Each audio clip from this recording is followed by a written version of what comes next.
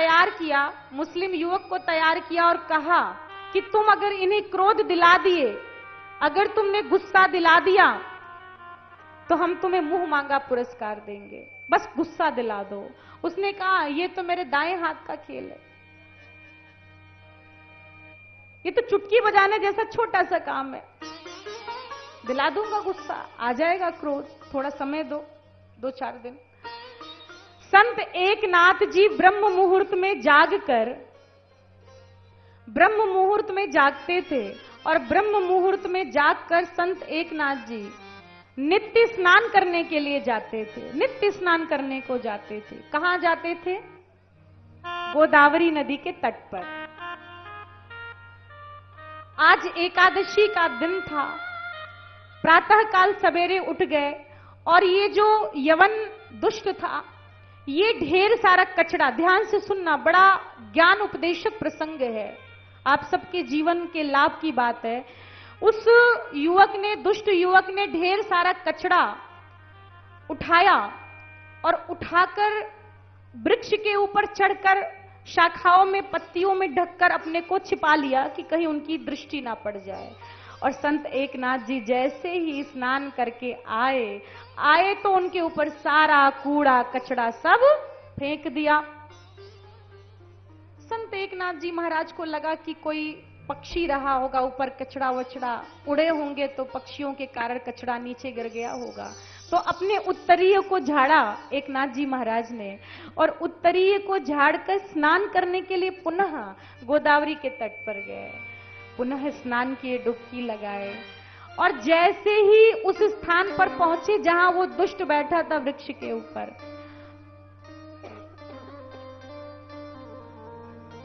पुनः उसने टोकरी में ढेर सारा कचरा भरकर रखा था और भरी हुई कचड़े की टोकरी को फिर से एकनाथ जी महाराज के ऊपर गिरा दिया, उड़ेल दिया।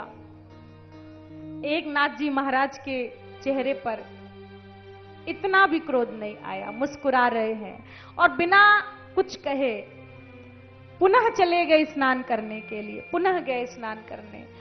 ऐसा करते करते बंधुओं 107 बार उस दुष्ट युवक ने कचरा फेंका, 107 बार, 107 बार फेंका। और जैसे ही 108वीं बार स्नान करके आए ही थे, उनके ऊपर कचरा डालने के लिए हाथ आगे बढ़ाया तो उसके भीतर की आत्मा रो पड़ी, उसे बड़ा पश्चाताप हुआ, ग्लानि हुई, मैं कितना बड़ा पापी हूं। ऐसा संत जिसके ऊपर मैं 107 बार कचरा फेंका, उसने एक बार भी मुझे गाली नहीं दिया, क्रोध नहीं किया, कुछ कहा नहीं, एक शब्द नहीं बोला, ऐसे महान संत का मैंने अपराध किया। वृक्ष के ऊपर से धड़ाम से उस संत के चरणों में गिर पड़े, चरण पकड़कर लिपट लिपट कर रोने लगे, फपक फपक कर आंसू बहने लगा, क्षमा मांगने लगे।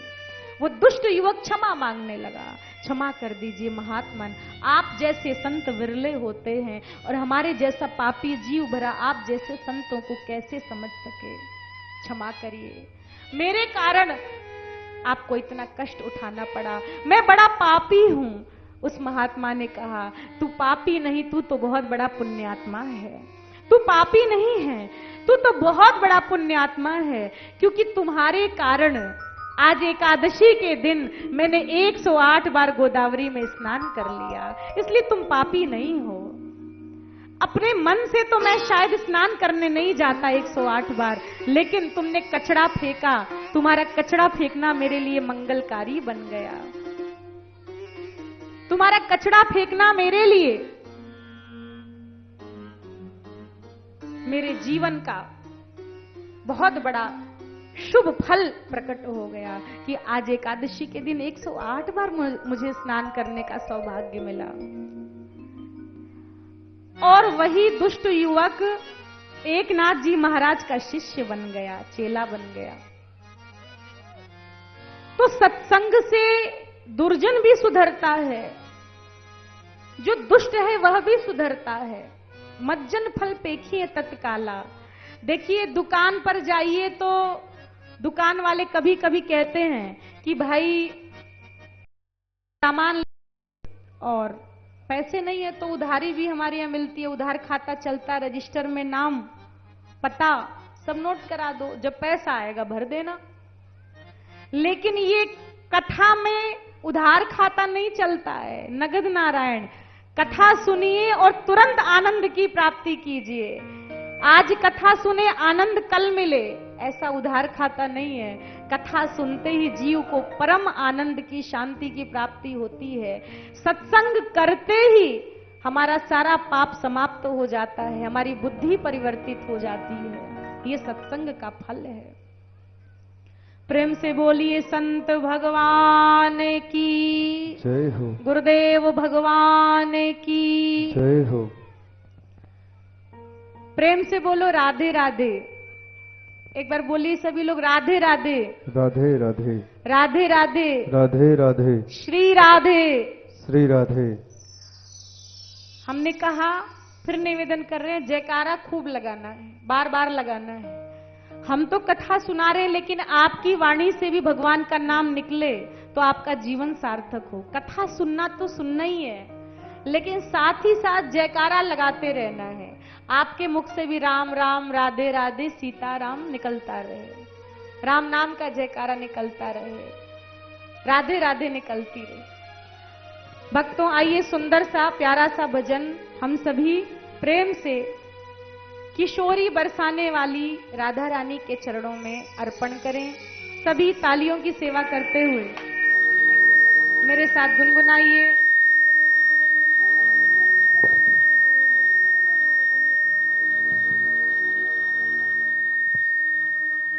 करुणामय कृपा कीजिए श्री राधे, करुणामय कृपा कीजिए श्री राधे, करुणामय कृपा कीजिए श्री राधे, करुणामय कृपा कीजिए श्री राधे, करुणामय कृपा कीजिए श्री राधे, करुणामय कृपा कीजिए, करुणामय कृपा कीजिए श्री राधे, करुणामय कृपा कीजिए श्री राधे, करुणामय कृपा कीजिए श्री राधे, करुणामय कृपा कीजिए श्री राधे, चरणों से लगा लीजिए श्री राधे, चरणों से लगा लीजिए श्री राधे, चरणों से लगा लीजिए राधा रानी, चरणों से लगा लीजिए। दोनों हाथ ऊपर उठा के, जय राधा राधा श्री राधा, जय राधा राधा श्री राधा, जय राधा राधा श्री राधा, जय राधा राधा श्री राधा, जय राधा राधा श्री राधा, जय राधा राधा श्री राधा, जय राधा राधा श्री राधा, जय राधा राधा श्री श्री राधा। राधे।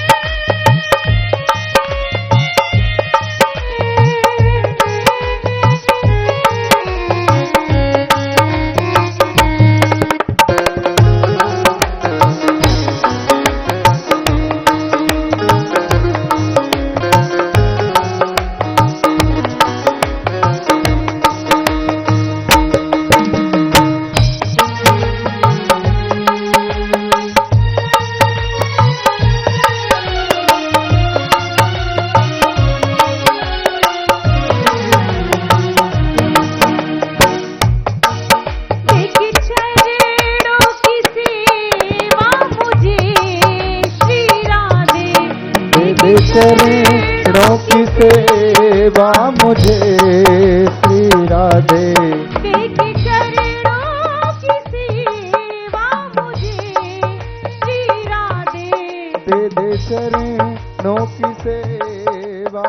मुझे श्री राधे। लेके चरणों की सेवा मुझे श्री राधे। तेरे चरणों की सेवा मुझे श्री राधे। मेरी किस्मत बना दीजिए श्री राधे। मेरी किस्मत बना दीजिए श्री राधे। मेरी किस्मत बना दीजिए श्री राधे मेरी किस्मत बना दीजिए। राधा रानी राधा मेरी किस्मत बना दीजिए। राधा रानी मेरी किस्मत बना दीजिए। जय राधा राधा श्री राधा। जय राधा राधा श्री राधा। जय राधा राधा श्री राधा। जय राधा राधा श्री राधा। जय राधा राधा श्री राधा। जय राधा राधा श्री राधा। राधा राधा श्री राधा। जय राधा राधा श्री राधा। राधे राधे।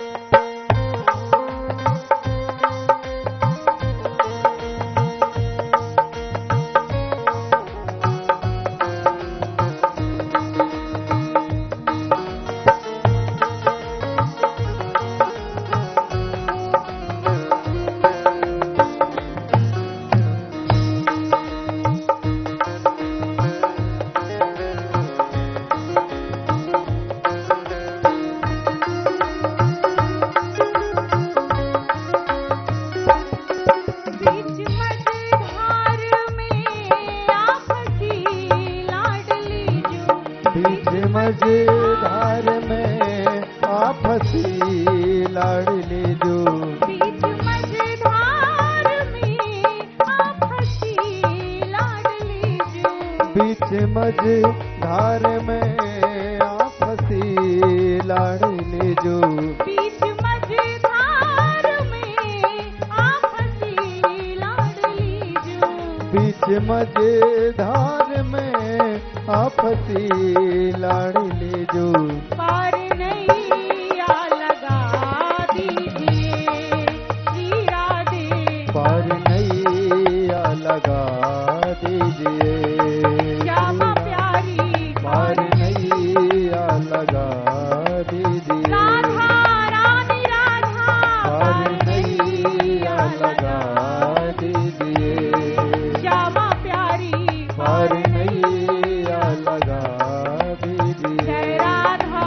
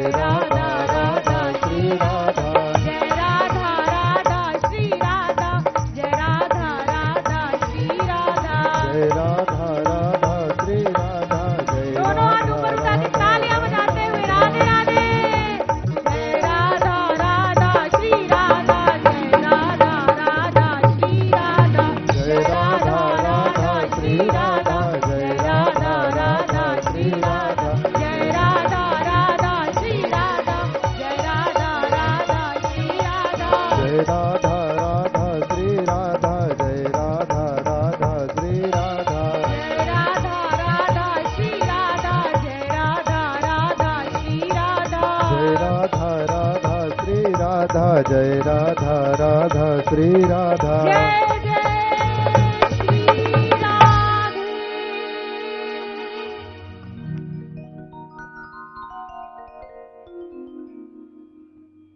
भक्तों, आप सभी बड़े ही प्रेम पूर्वक बैठकर यहाँ कथा का रसपान कर रहे हैं, अमृतपान कर रहे हैं। ऐसे ही मेरे साथ मीठी मीठी तालियां बजाकर, भजन गाकर भगवान की पावन राम कथा का रसपान हम लोग 9 दिन तक अनवरत ऐसे ही कथा श्रवण करेंगे। आइए आगे की कथा तन्मय होकर बड़े ही भाव से श्रवण करें। गोस्वामी तुलसीदास जी महाराज ने राम नाम महाराज को बहुत बहुत कोटि कोटि बार हाथ जोड़कर वंदन किया है, बारंबार प्रणाम किया है। राम नाम को इतने बार प्रणाम किया राम नाम महाराज को कि उसकी गिनती नहीं की जा सकती। बारंबार शीश झुकाया राम नाम महाराज के चरणों में। भक्तों, भगवान के नाम की क्या महिमा है, आइए आपको प्रेम पूर्वक हम श्रवण कराएं। प्रथम दिन कथा में महात्म्य ही श्रवण कराया जाता है। प्रायः कथाओं का जो क्रम है वह कुछ ऐसा ही कि प्रथम दिन भगवान के कथा के महात्म्य को, नाम के महात्म्य को वक्ता श्रवण कराते हैं, जिससे आपको इस कथा के महात्म्य का बोध हो जाए, महिमा पता चले। क्योंकि जब महिमा का बोध होता है कि वस्तु कितनी कीमती है तो उसे हम संभाल कर तिजोरी में छिपा कर रखते हैं, चाबी लगाकर चाबी भी संभाल कर रखते हैं कि कोई चोर न चुरा ले या घर का कोई बिना पूछे ना सामान निकाल ले। सोना चांदी, गले का हार, अंगूठी हीरे की ऐसे फेंकी नहीं जाती, उसे तिजोरी में छिपा कर रखती हैं माताएं, घर के जो मुखिया हैं या माताएं हैं रखते हैं, और चाबी भी संभाल कर रखी जाती है। तो कथा को भी बहुत ध्यान पूर्वक श्रवण करना चाहिए और श्रवण करके इसे अपने हृदय रूपी तिजोरी में बंद कर देना चाहिए। और कब निकालना चाहिए?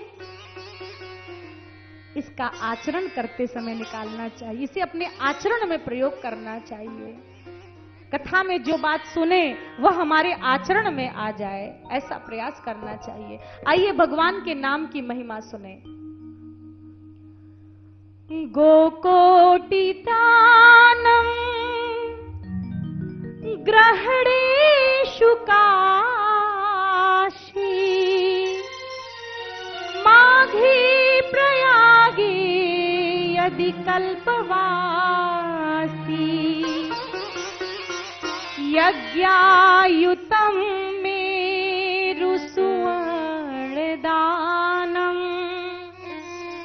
गोविंद नाम्ना न भवेच्च तुल्यम् गोविंद नाम्ना न भवेच्च तुल्यम्। गोकोटि दानम ग्रहणेषु काशी, काशी में 1-2 गैया नहीं, गोकोटि दानम कोटि कोटि करोड़ों करोड़ों गैया दान करने का जो फल है वह भगवान का नाम लेने से प्राप्त हो जाता है। भगवान के नाम के बराबर वह गोकोटि दान भी उसकी बराबरी नहीं कर सकता, समता नहीं कर सकता। और ऐसी वैसी गैया नहीं, स्वर्ण रंजित, रजत रंजित, उनके खुर को सोने से मढ़वाकर, सिंगों को सोने से मढ़वाकर, खुरों को चांदी से मढ़वाकर दान देने का जो फल है वह फल भगवान के नाम की बराबरी नहीं कर सकता। एक बात बताओ, दान कर सकते हैं हम कपिला गौ? माताएं बताएंगी। गैया दान करना तो हमारे लिए बहुत बड़ा पहाड़ है। लगता है कि गैया दान, जीवन भर में हम संकल्प किए रहते हैं कि 1 गौदान तो करेंगे। पूरे जीवन में 1, 2, 4, 5 गौदान हो जाए तो हम समझते हैं हम बहुत बड़े दानी हैं। कहां से ले आओगे करोड़ों करोड़ों गैया? वो भी उनके सिंगों को सोने से मढ़वाकर, खुरों को चांदी से मढ़वाकर कहां से मिलेगी ऐसी गैया। आज गौवध हो रहा है, इतनी बड़ी मात्रा में बड़े पैमाने पर गौवध किया जा रहा है, गायें काटी जा रही है, गौवंश समाप्त हो रहा है, कहां से मिलेगी इतनी गैया। यह हमारे वश की बात नहीं है।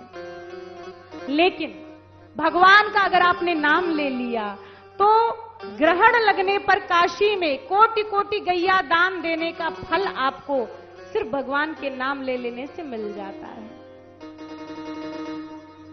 माघे प्रयागे यदि कल्पवासी, तीर्थराज प्रयागराज में माघ के महीने में कल्पवास करने का जो फल है, इतनी ठिठुरती सर्दी में, इतनी कड़ाके की सर्दी रहती है, ठिठुरन रहती है, बड़े कष्ट से कल्पवास होता है। ब्रह्म मुहूर्त में जागते ही गंगा जी में ठंडे ठंडे जल में स्नान करना, भगवान का नित्य सेवा, सुबह शाम ठाकुर सेवा, एक बार प्रसाद पाना, फलाहार पे रहना और जगह जगह कथा सुनना। कभी वर्षा भी हो जाती, कभी पांडाल भी उड़ जाता, आंधी तूफान, सब सामान भीग जाता, बह जाता। ऐसी कठिन साधना, शरीर को तपाया जाता है और शरीर तपेगा तो पाप कटेंगे, पाप क्षीण होंगे, पाप मिटेंगे। भक्तों, ऐसे प्रयागराज में कल्पवास करने का जो फल है वह भगवान के नाम ले लेने पर स्वतः ही जीव को प्राप्त हो जाता है। कल्पवास का फल भी भगवान के नाम की बराबरी नहीं कर सकता, कल्पवास का फल भी बराबरी नहीं कर सकता। यज्ञायुतम मेरु स्वर्ण दानम, एक यज्ञ करना हो तो 5, 10, 20, 50, 100, 200 ब्राह्मण बुलाने पड़ते हैं। घंटों घंटों यहां पर स्वाहा स्वाहा स्वाहा स्वाहा की जाती है। ब्राह्मणों की सेवा, सभी देवी देवताओं की सेवा, इतना कुछ यज्ञ की पूर्णाहुति तक करना होता है। लेकिन यहां तो कहा जा रहा है कि 10,000 यज्ञ करने पर जो फल मिलेगा, 10,000 यज्ञ कौन कर सकता है? कोई इस धरती पर इतना बड़ा धर्मात्मा जो 10,000 यज्ञ कर ले? और अगर कर भी ले तो यहां पर भगवान कहते हैं कि 10,000 यज्ञ एक तो व्यक्ति के समर्थ के वश की बाहर की बात है, उसके समर्थ में नहीं आ सकती ये बात। और अगर कर भी लिया तो भगवान के नाम की बराबरी नहीं कर सकता, उसका फल भगवान के नाम की बराबरी नहीं कर सकता। गोविंद नामना न भवे चतुल्यम, एक बार गोविंद नाम की बराबरी नहीं हो सकती इन सारे फलों की। आज व्यक्ति के पास संध्या करने के लिए समय नहीं है, गायत्री के लिए समय नहीं है, तीर्थाटन करने के लिए समय नहीं है, पाठ करने को समय नहीं है, दीपक जलाने को समय नहीं है, ठाकुर सेवा का समय नहीं है, इन सब चीजों के लिए समय नहीं है। भक्तों,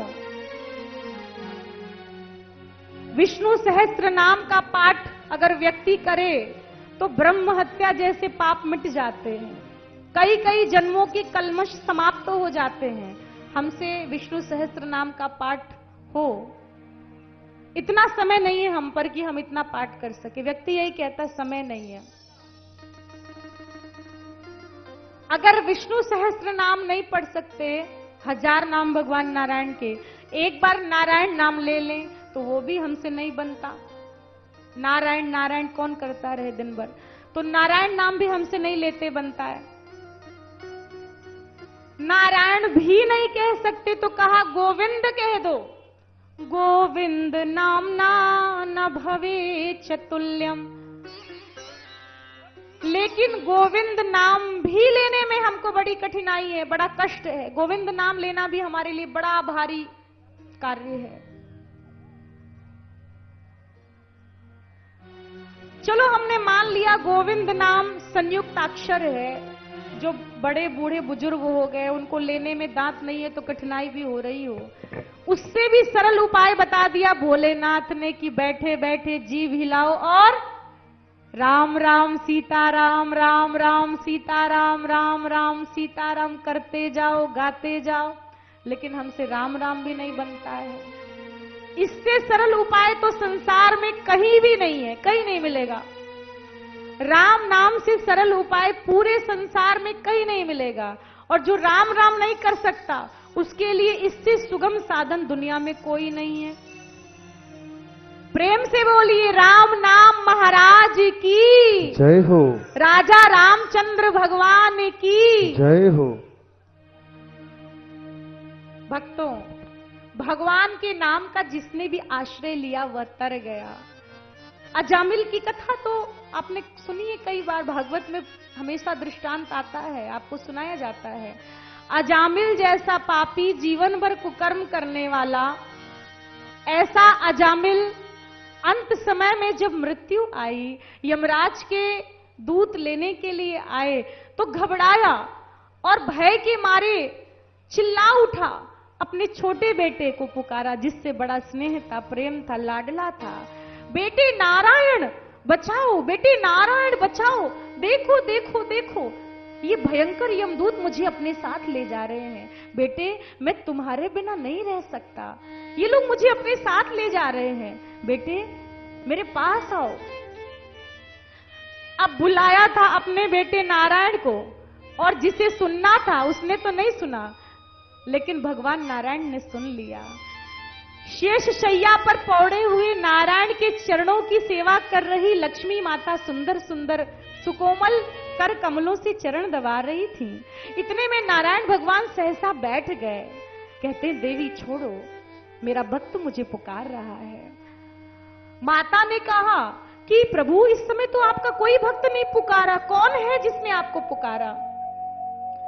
ये अजामिल तो बहुत बड़ा पापी है, इसे आप अपना भक्त कहते हैं। भगवान ने कहा जीव पापी तब तक ही रहता है जब तक मेरे नाम का आश्रय नहीं लेता। मेरे नाम का आश्रय लेते ही पापी से पापी महापापी भी परम पावन बन जाता है, फिर वह पापी नहीं रह जाता। अब ये मेरा भक्त हो गया, ये पुण्यात्मा हो गया, इसके पाप भस्मीभूत हो गए। और भगवान ने अपने पार्षदों को बुलाया, पार्षदों शीघ्रता करो, जाओ और जा करके जल्दी से अजामिल